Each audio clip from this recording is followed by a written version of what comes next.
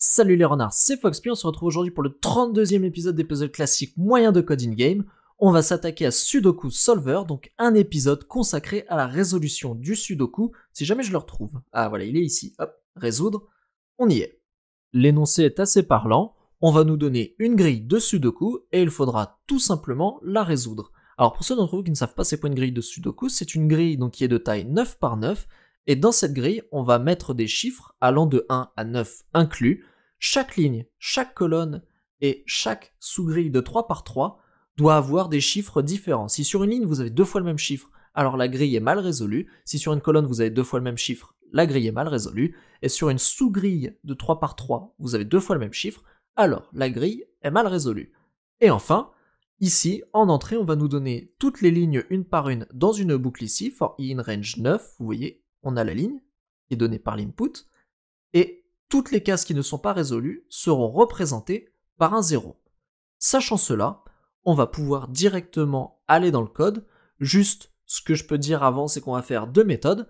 Une méthode qui s'appelle solve, dont la logique sera de parcourir toutes les cases une à une pour les remplir. Et si jamais au bout d'un moment on se bloque dans le remplissage de cases, c'est-à-dire que on arrive à un point où on ne peut plus faire de grille valide, eh bien on va revenir en arrière, c'est ce qu'on appelle du retour sur trace. Et enfin, une deuxième méthode qui permettra de tester si le nombre que l'on met sur une case est valide, donc s'il n'y a pas ce chiffre-là sur la ligne sur laquelle on compte le mettre, sur la colonne sur laquelle on compte le mettre, et dans la sous-grille dans laquelle on compte le mettre. Donc, sachant cela, on va pouvoir maintenant aller dans le code. Je vais supprimer les commentaires de code in-game, et je vais créer ma variable grid ici, qui sera ma grille de Sudoku. Enfin, à cette grille, je veux ajouter les lignes. Petite problématique cependant, mes lignes ici, elles sont données sous forme de chaîne de caractères, et moi, je les veux sous forme de liste de nombres entiers. Comment faire ça? Je vais mettre des crochets ici, et à l'intérieur, je vais écrire int de x for x in list line. Alors, qu'est-ce que ça veut dire? Liste de line, ça va caster notre ligne en liste. Regardez, si je fais un print ici de liste de line, alors je vais faire en sorte que ce soit pas pris en compte par la solution, donc je vais faire file égale 6.stdver. Si je fais lancer le test, vous voyez ici que maintenant mes lignes, ce ne sont plus des chaînes de caractères, mais ce sont des listes dans lesquelles il y a des chaînes de caractères, dans lesquelles il y a nos chiffres. Donc, moi ce que je parcours tous les x dans ces listes de chaînes de caractères, et je les caste en int. Ce qui signifie que là, tous mes chiffres qui sont dans des chaînes de caractères, ils ne seront plus dans des chaînes de caractères, ça sera tout simplement des nombres entiers. Donc ça, hop, c'est la première chose, je vais l'enlever. Maintenant qu'on a nos lignes de lignes pour représenter notre grille, on va pouvoir tout simplement résoudre notre grille de Sudoku. Et voilà, notre exercice est terminé, enfin, pas totalement, il suffit quand même de coder la méthode solve. On va remonter tout en haut, et ici je vais définir la méthode solve. Alors que va-t-on faire? J'ai déjà explicité un petit peu précédemment, on va parcourir toutes nos cases. Donc pour ça il va nous falloir une boucle de boucles, une boucle qui parcourt les lignes et une boucle qui parcourt les colonnes. Alors, for y in range 9, y étant l'axe des ordonnées étant les lignes, donc on se déplace sur y comme ceci. Deuxième boucle, for x in range 9, là, on se déplace par contre sur l'axe des abscisses, donc on se déplace par case. Donc ce que l'on va faire, c'est ligne par ligne, et à chaque ligne, on fera case par case. Ok.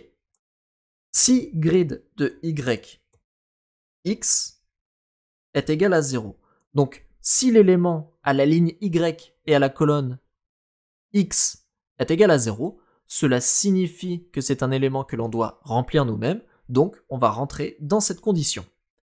Que veut-on faire? On veut mettre un chiffre, mais on ne sait pas s'il sera bon. Alors pour ça, on va utiliser le retour sur trace, comme j'ai dit, donc on va tester tous les chiffres, et puis dès qu'on en trouve un bon, eh bien on ira à la suite, et si à un moment on ne trouve plus de moyen de résoudre notre grille de Sudoku, c'est que les chiffres qu'on a mis avant, eh bien nous bloquent, et donc on va faire du retour sur trace, on va retourner en arrière pour changer les chiffres.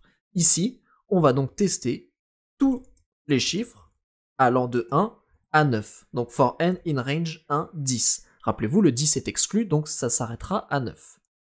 Ici, autre structure conditionnelle, si notre n est valide, donc on va coder la méthode n valide après, si notre n est valide, c'est-à-dire que si le chiffre que l'on veut poser ici n'est pas présent sur la ligne Y sur laquelle il est, sur la colonne X sur laquelle il est et sur la sous-grille sur laquelle il est, alors on peut le mettre. Pour ça, nValid va prendre en paramètre YXN, donc la position de l'élément et la valeur de cet élément. Alors on peut l'ajouter à grid de YX. Hop, comme ceci, grid YX est égal à N. Donc l'élément à la ligne Y et à la colonne X est égal à N. Ensuite, on peut passer solve, tac, à la résolution suivante. C'est-à-dire qu'on va repartir d'ici, reparcourir les cases, et dès qu'on trouvera la prochaine case à 0, tac, on refera le même processus. Cependant, si on dépile du solve, si on sort de notre récursion, cela signifie que notre grid de YX égale à N n'était pas bon, et donc on le repasse à 0 pour le résoudre après. Donc grid de YX est égal à 0. Et là, comme vous voyez, en fait, on sortira, tac, de cette condition et on passera au N suivant dans cette boucle. Et maintenant, au niveau du for, il nous faut le return. Donc là, la méthode solve, elle est terminée, je vais l'expliciter un peu. Donc on a notre grille, cette grille contient des éléments qui sont égaux à 0, ce sont les éléments que l'on doit trouver. On parcourt les lignes, on parcourt les colonnes pour à chaque fois parcourir case par case et trouver les zéros. Dès qu'on trouve un 0, on veut tester tous les chiffres de 1 à 9. Dès qu'on en trouve un qui est valide sur la ligne Y et sur la colonne X, alors grid de YX est égal à N et on repasse dans solve. C'est-à-dire qu'on revient au départ, on reteste toutes les cases, sauf que maintenant la case que l'on vient de remplir, elle n'est plus égale à 0, donc on va la passer, on va passer une case suivante, et on va continuer comme ça de résoudre notre grille de Sudoku. Mais admettons qu'à un moment, on tombe sur un élément, en fait, là, sur notre boucle for n, on n'arrive à placer aucun élément parce qu'en fait, les éléments qu'on a placés au hasard avant nous bloquent. Eh bien, on va aller dans le return, on va dépiler, on va revenir à l'élément précédent que l'on a placé. Celui-ci, là, le dernier élément qu'on n'a pas pu bien placer, il repassera, tac, à 0, puisque quand on va dépiler, quand on va sortir du solve, on sortira ici. Donc on va passer à la ligne suivante. Donc l'élément que l'on vient de placer, on sait qu'il nous bloque, donc on va passer à 0. On va continuer les tours de boucle. Si on trouve toujours rien, on va continuer de dépiler. Et on dépilera autant de fois qu'il y en a besoin pour pouvoir finaliser la résolution de notre grille de Sudoku. Alors, je vous invite, si vous ne comprenez pas bien l'explication, tout de même à, je sais pas, prendre un bout de papier, un crayon, et essayer de vous représenter le concept, de faire les enchaînements de récursion pour bien comprendre ce qui se passe. J'essaie de vous l'expliquer du mieux que je peux, mais c'est pas une notion qui est facile à comprendre et facile à transmettre. L'idée, véritablement, c'est que quand on arrive sur une case qui est égale à 0 et qu'on n'arrive pas à placer un chiffre de 1 à 9, ça veut dire que les chiffres que l'on a placés précédemment sont pas bons et qu'ils nous bloquent, et donc on va dépiler, on va aller dans le return, on va dépiler notre méthode, ce qui fait qu'ici, pour le chiffre précédent que l'on a placé, on le remet égal à 0, mais regardez, on est toujours dans la boucle for, donc on va tester le chiffre suivant. Si par exemple c'était le chiffre 3 qui n'était pas bon, alors grid de YX qui était égal à 3, on le repasse à 0, et là n sera égal à 4, on va refaire un test, et puis ainsi de suite, et puis ça se trouve, avec le 7, tac, ça passera, on repassera dans le solve, et puis on refera un truc, etc., etc. Donc ça, je sais que c'est pas évident à comprendre, je sais que c'est pas évident à transmettre et à faire comprendre, mais c'est le fonctionnement d'un retour sur trace. C'est-à-dire qu'on teste bêtement, sans calcul, en posant nos chiffres comme ça, bêtement, sauf qu'à un moment ça nous bloque, on revient en arrière, on change les chiffres, on reteste, à un moment ça nous bloque, on revient en arrière, on change les chiffres, et ainsi de suite, et à un moment ça nous bloquera plus, on aura trouvé la solution. Donc voilà. Maintenant, pour finir cet exercice, il nous reste à coder la méthode si n est valide. Je vais coder cette méthode juste au-dessus, donc je vais la définir, def if n valide, et on sait qu'elle prend paramètres y, x et n, et c'est là qu'on va tester justement si notre chiffre peut passer sur les lignes, sur les colonnes et sur la sous-grille. Donc global grid, je récupère ma grille de Sudoku, et là on va faire le premier test, on détermine si le nombre est valide sur sa ligne. Pour ça, on va faire une boucle for x0 in range 9, donc on va se balader sur l'axe des abscisses, donc on va se balader sur les colonnes, et la ligne sera fixe. Si grid de y x0 est égal à n, alors return false, c'est-à-dire que ce nombre est déjà présent sur sa ligne, sur cette ligne. Maintenant, on peut faire ça, mais pour les colonnes, on détermine si le nombre est valide sur sa colonne. Donc pour ça, on va rendre fixe la colonne et on va se balader sur les lignes. C'est un peu le symétrie. Donc ici, for y0 in range 9. Enfin, si grid de y0 x est égal à n, c'est que ce nombre est déjà présent dans cette colonne et on peut renvoyer false. Vous voyez ici que nous avons notre méthode qui est dans une structure conditionnelle, donc elle attend un boolet 1. Si le nombre est déjà présent sur sa ligne, c'est que le nombre n'est pas bon, donc il n'est pas valide. Si le nombre est déjà présent sur sa colonne, c'est qu'il n'est pas bon, il n'est pas valide. Alors juste petite précision, vous voyez ici que le y est fixe, et c'est le x0 qui va bouger. Donc si nous étions à y égale 1, nous serions sur la deuxième ligne, cela ne bougerait pas, et le x0 bougerait, donc on parcourrait comme ça la ligne pour trouver si le n est déjà présent. Ici, c'est dans l'autre sens, le x, c'est celui qui est donné en paramètre, il est fixe, et c'est le y0 qui va bouger. Donc on va choisir, admettons qu'on est sur la colonne 2, donc la troisième colonne ici, et c'est le y0 qui va bouger, donc on va parcourir la colonne comme ceci, et si on trouve le n, c'est que le n est déjà présent sur cette colonne, et donc on ne peut pas le placer ici, et donc on renvoie false. Ok. Maintenant, il nous reste à faire le plus compliqué pour cette méthode, c'est déterminer si le nombre est déjà dans sa sous-grille 3 par 3. Donc je vais mettre un petit commentaire, on détermine si le nombre est valide dans sa sous-grille 3 par 3. Ok, pour ça, on va avoir besoin d'instancier notre x0 ici, qui va être égal à x divisé par 3 fois 3.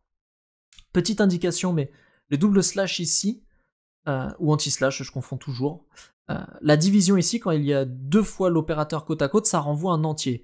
Admettons que vous faites 5 double slash 3, et bien ça renverra 1, puisque 3 n'est présent qu'une fois dans 5. Donc ça ne renvoie pas un float ou un double ou un nombre à virgule, ça renvoie un nombre entier. Enfin, y0 sera égal à y divisé par 3 fois 3. Alors, pourquoi on fait ça? Eh bien, si, admettons, y est égal à 4 et x est égal à 4, x, ici, divisé par 3 comme ceci, ça fera 1, et 1 fois 3, ça veut dire que nous serons à la colonne numéro 3. Donc le point de départ, ça sera 0, 1, 2, 3. Et enfin, y, si on fait ça, donc toujours pareil, la y est égale à 4, donc y divisé par 3 avec cette expression de double, avec ces doubles opérateurs, ça fait 1, fois 3, ça fait 3, et donc on se retrouve ici. Et donc on sait qu'on est dans cette sous-grille-là. Le point de départ de cette sous-grille, c'est ici.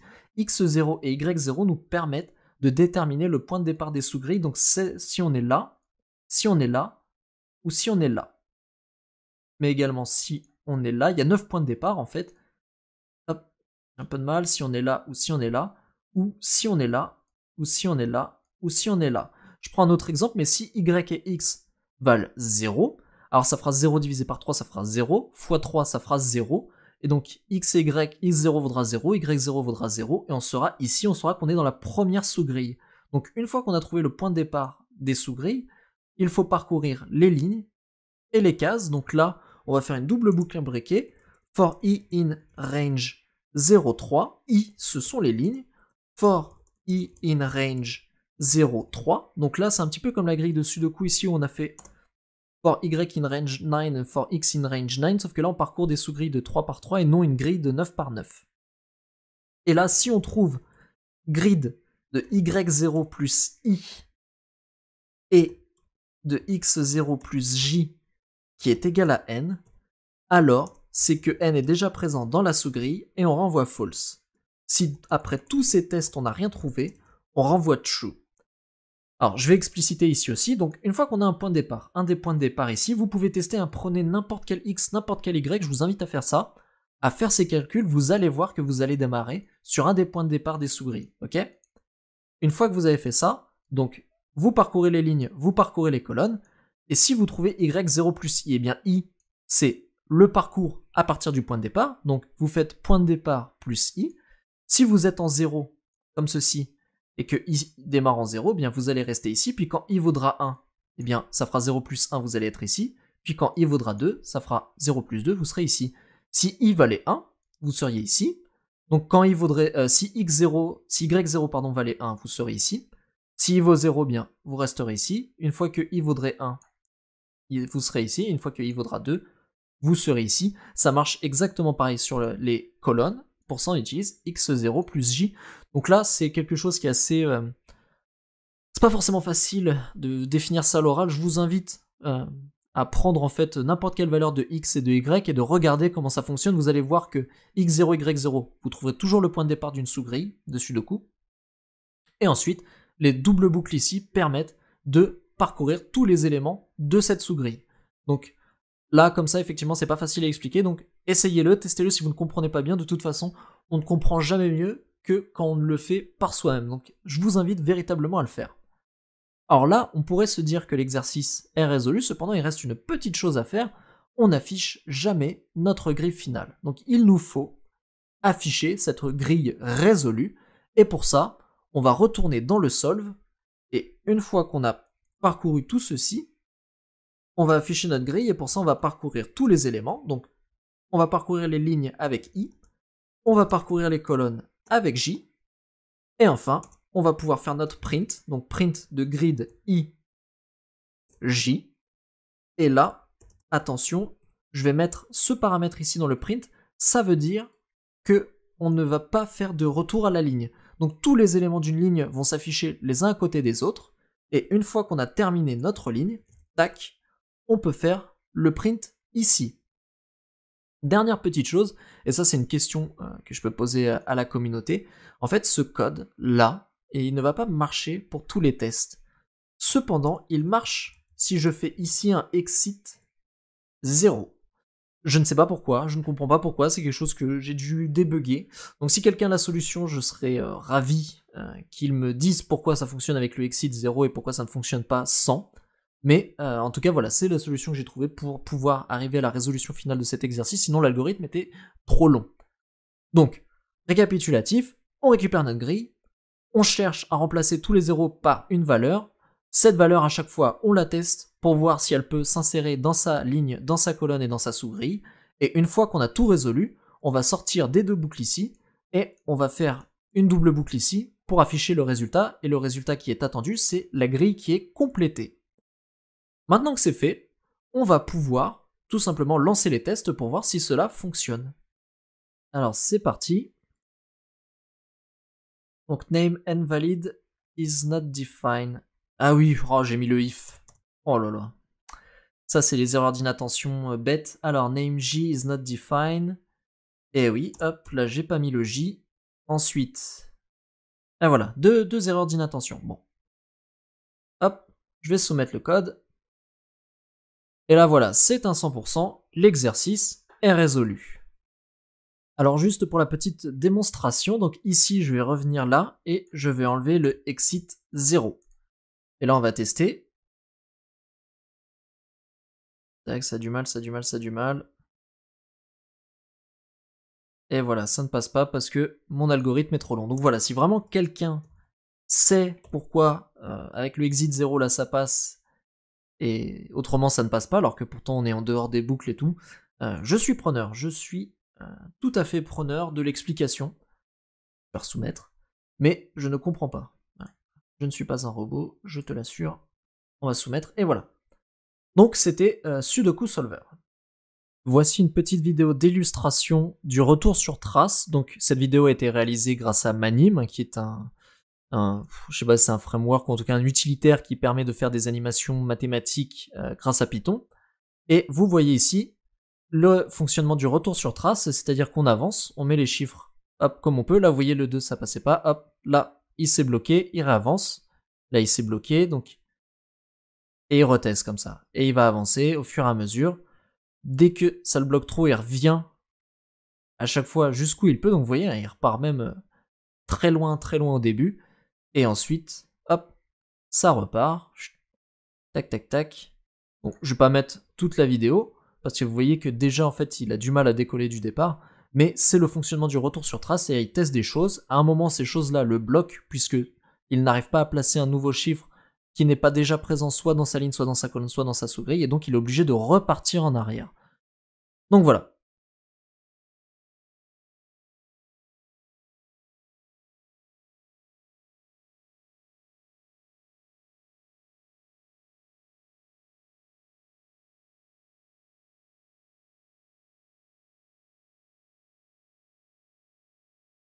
Merci à toutes et à tous d'avoir suivi ce 32e épisode des puzzles classiques moyens de Coding Game. Si cet épisode vous a plu, n'hésitez pas à le liker, à le commenter et à le partager. Dans le prochain épisode, nous verrons Maximum Subsequence, mais d'ici là, soyez malins comme un renard.